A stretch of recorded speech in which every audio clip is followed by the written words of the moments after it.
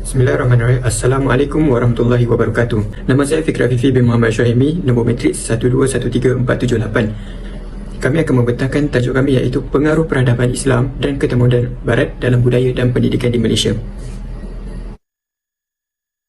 Ekonomi perdagangan dan penjajahan yang berlaku sebelum zaman kemerdekaan telah menjadi salah satu faktor pengaruh dan juga perubahan gaya hidup rakyat di negara ini.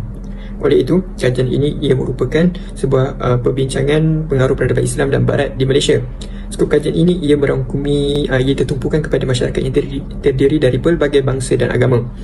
Dan ia juga merangkumi peranan, pengaruh dan kesan-kesan positif maupun negatif yang dibawakan oleh peradaban Islam dan Barat secara khusus dalam aspek kebudayaan dan pendidikan di Malaysia.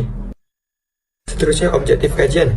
Yang pertama iaitu mengkaji konsep peradaban dan ketamadunan dalam aspek pendidikan dan kebudayaan di Malaysia. Seterusnya, mengenal pasti peranan serta perbezaan Islam dan Barat terhadap masyarakat Malaysia. Dan yang ketiga iaitu mengenal pasti pengaruh budaya, etika dan sosial terhadap masyarakat dari Islam serta Barat. Dan yang terakhir, membuat kesimpulan dari kesan atau implikasi yang diperoleh dari pengaruh-pengaruh Islam dan Barat di Malaysia. Metodologi kajian. Kajian ini ia menggunakan kaedah kepustakaan dengan merujuk sumber seperti jurnal, artikel, akhbar dan masa sawang yang berkaitan dengan tajuk yang dikaji. Assalamualaikum warahmatullahi wabarakatuh. Nama saya Muhammad Faris bin Muhammad Salhan, nombor matrik 1212229. Saya akan membentangkan konsep peradaban Islam dan ketamadunan Barat dalam budaya dan pendidikan di Malaysia. Konsep peradaban daripada peradaban Barat iaitu L. Farmer menakrifkan bahawa satu masyarakat yang berkongsi norma-norma sosial seperti tradisi, budaya dan institusi-institusi seperti institusi pendidikan. Sebagai contoh, di negara kita ini mempunyai masyarakat yang berbilang kaum, iaitu masyarakat orang Cina, orang Melayu dan juga orang India. Sebagai contoh juga, kita mempunyai sekolah kebangsaan, iaitu sekolah itu mempunyai pelbagai pelajar yang daripada pelbagai kaum. Ini menunjukkan kita berkongsi norma-norma sosial dan juga pendidikan. Seterusnya, daripada Sayyidina Apil al-Atas, iaitu Sayyidina Islam, dia mendefinisikan peradaban Islam ini sangat mementingkan tata susila dan tingkah laku kerana ia merupakan satu aspek yang sangat penting untuk membina masyarakat yang beradab dan juga yang bertamadun. Islam juga mengajak kita juga di Malaysia ini saling hormat menghormati antara budaya dengan budaya masing-masing. Okay, itu saja daripada saya. Assalamualaikum warahmatullahi wabarakatuh.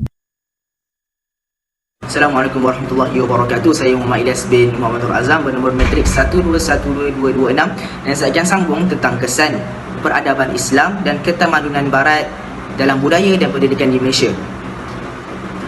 Perkembangan tulisan Jawi dan Rumi. Peradaban Islam dengan hadirnya ulama-ulama Melayu telah membawa masuk tulisan-tulisan Arab dan telah dijadikan sebagai salah satu bentuk tulisan di tanah Melayu, manakala dengan kehadiran Barat telah menukarkan tulisan-tulisan dan ejaan-ejaan Jawi ke dalam tulisan Rumi dan digunakan sehingga kini. Seterusnya, institusi pendidikan yang dibawa masuk oleh peradaban Islam adalah pendidikan yang berasaskan Al-Quran dan As-Sunnah dan telah diajarkan ke tanah Melayu dalam bentuk formal dan tidak formal. Seterusnya, ketamadunan Barat telah membawa masuk institusi pendidikan yang vernakular dan berkauman. Seterusnya, gaya pembelajaran yang dibawa masuk oleh peradaban Islam ke tanah Melayu adalah syumul dan berkonsepkan akli dan nakli, manakala ketamadunan Barat pula telah membawa masuk gaya pembelajaran yang sekular dan juga dualistik. Assalamualaikum warahmatullahi wabarakatuh. Nama Nur Aiman Balkis binti Abdul Latif, nombor matrik 1212228. Saya akan meneruskan pembentangan ini dengan topik seterusnya iaitu kegiatan penterjemahan.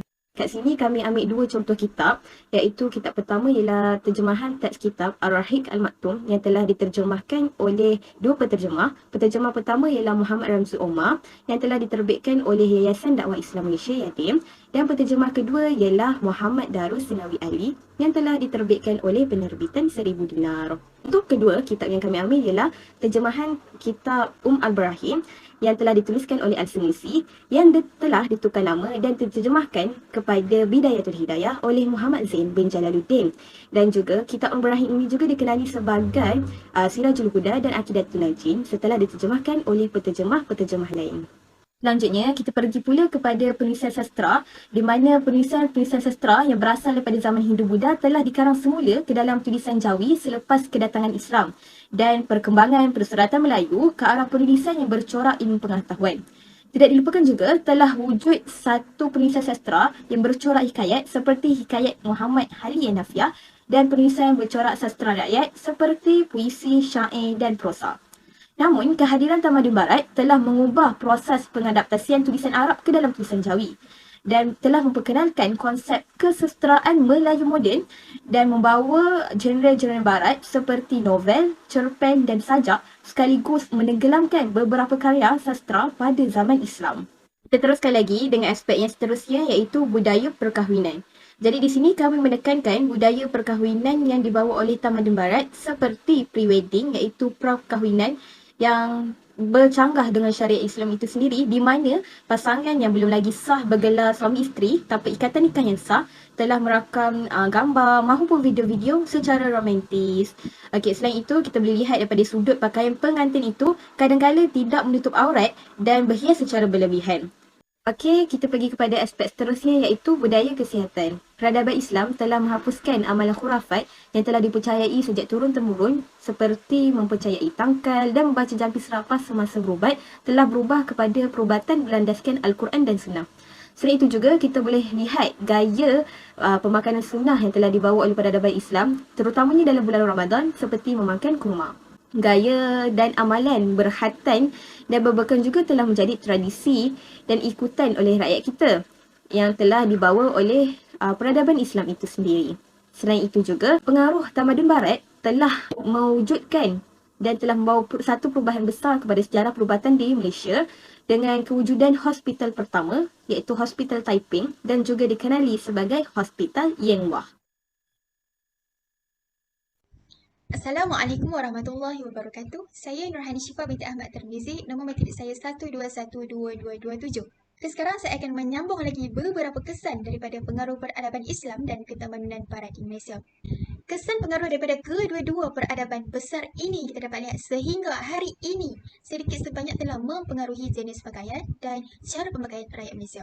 Semenjak era 70-an lagi, pemakaian tudung dan jubah yang dibawa masuk oleh golongan Arab sudah tidak asing lagi dalam kalangan rakyat Malaysia dan dipakai di mana-mana sahaja, terutamanya di majlis keramaian dan hari perayaan. Namun kita dapat lihat budaya pakaian dipengaruhi oleh tamadun barat telah mengubah prinsip dan konsep yang dibawa masuk oleh tamadun Islam sebelum ini. Sebagai contoh, crop top, high waist pants dan skinny jeans. Seterusnya kita pergi kepada reka bentuk bangunan. Reka bentuk ataupun seni bina yang dibawa masuk oleh peradaban Islam bukan sekadar hanya ukiran dan hiasan semata-mata, tetapi ianya melambangkan simbolik tertentu yang melibatkan hubungan antara manusia dengan pencipta kita Allah Subhanahu Wa Taala.